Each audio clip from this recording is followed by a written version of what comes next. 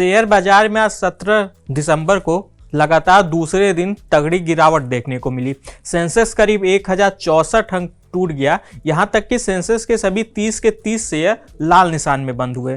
वहीं निफ्टी भी लगभग 325 अंकों का गोता लगाकर 24,350 के नीचे चला गया। बाजार में गिरावट चौतरफा रही। बीएसई के सभी सेक्टोरल इंडेक्स भी घाटे में बंद हुए। मिड कैप और स्मॉल कैप इंडेक्स भी करीब आधा फीसदी तक नीचे लुढ़क गया। इसके चलते बीएसई में लिस्टेड कंपनियों की मार्केट वैल्यू आज एक झटके में करीब 5 लाख करोड़ रुपए कम हो गई। मार्केट एक्सपर्ट्स का कहना है कि शेयर बाजार में आज की गिरावट के पीछे एक नहीं बल्कि 5 प्रमुख कारण थे। आइए इन्हें एक एक कर जानते हैं। नमस्कार, मैं हूं विक्रांत और आप देख रहे हैं मनी कंट्रोल हिंदी। पहला कारण है अमेरिकी फेडरल रिजर्व बैंक की बैठक। शेयर बाजार में गिरावट के पीछे सबसे मुख्य वजह अमेरिकी फेडरल रिजर्व बैंक की आज 17 दिसंबर से शुरू हो रही अहम बैठक थी। बैठक के नतीजे 18 दिसंबर को आएंगे।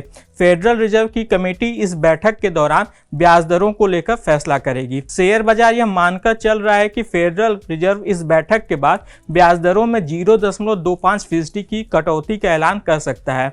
हालांकि निवेशकों को इससे अधिक दिलचस्पी फेडरल रिजर्व के चेयरमैन जेरेम पावेल के बयान को लेकर है। जेरेम पावेल अपने बयान में भविष्य की मॉनेटरी पॉलिसी को लेकर संकेत देंगे। पावेल का कोई भी अप्रत्याशित कदम या बयान ग्लोबल शेयर मार्केट पर नकारात्मक असर डाल सकता है। जियोजीत फाइनेंशियल सर्विसेज के chief investment strategist doctor V K Vijay Kumar ने कहा कि ग्लोबल मार्केट इस समय अमेरिकी फेडरल रिजर्व बैंक की टिप्पणियों का इंतजार कर रहे हैं। अगर फेडरल रिजर्व कम उदार रुख अपनाता है तो इससे बाजार के सेंटीमेंट को नुकसान पहुंच सकता है। हालांकि ऐसे होने की संभावना नहीं है। दूसरा रीजन था भारत का बढ़ता ट्रेड घाटा। भारत का मर्चेंडाइज ट्रेड घाटा नवंबर में 37.84 अरब डॉलर के अपने ऐतिहासिक रिकॉर्ड उच्च स्तर पर पहुंच गया है। इससे पहले अक्टूबर में देश का ट्रेड घाटा 27.14 अरब डॉलर रहा था। इस आंकड़े का असर आज भारतीय रुपए पर भी देखने को मिला। अमेरिकी डॉलर के मुकाबले भारतीय रुपए की वैल्यू आज 17 दिसंबर को 84 रुपए 93 पैसे के अपने ऐतिहासिक निचले स्तर पर पहुंच गई। विजय कुमार ने कहा कि भारत का बढ़ता व्यापार घाटा एक बड़ी चिंता है। रुपया कमजोर होने से आईटी और फार्मा कंपनियों जैसे एक्सपोर्टर को फायदा मिलेगा, लेकिन यह इंपोर्ट करने वालों की लागत बढ़ाएगा। इसका असर अब शेयर प्राइस पर भी दिखने लगा है।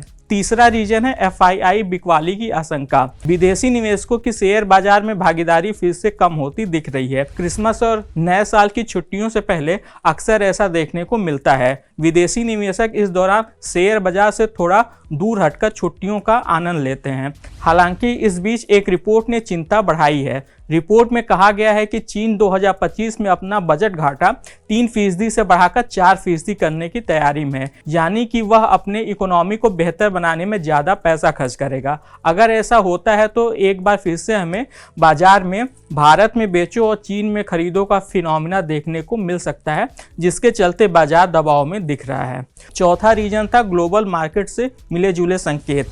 ग्लोबल स्तर पर कमजोर रुख के चलते शेयर बाजार में आज निवेशकों का सेंटीमेंट कमजोर रहा।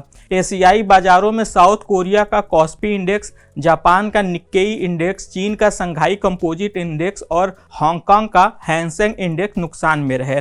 यूरोप के प्रमुख बाजारों में भी दोपहर के कारोबार में गिरावट का रुख रहा। वहीं यूएस के बाजार भी शुक्रवार को नुकसान में रहे थे। पांचवा और आखिरी रीजन है वोलेटिलिटी इंडेक्स में 6% की उछाल।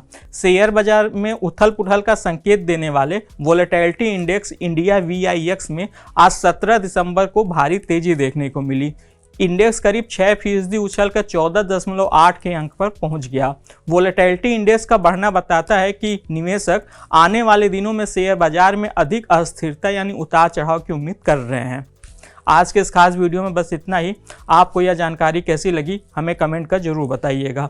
बिजनेस और स्टॉक मार्केट से जुड़ी ऐसी खबरों के लिए आप हमारी मनी कंट्रोल हिंदी की वेबसाइट को विजिट कर सकते हैं। इसके अलावा आप हमें यूट्यूब, फेसबुक, इंस्टाग्राम और एक्स यानी कि ट्विटर पर भी फॉलो कर सकते हैं। Thank you.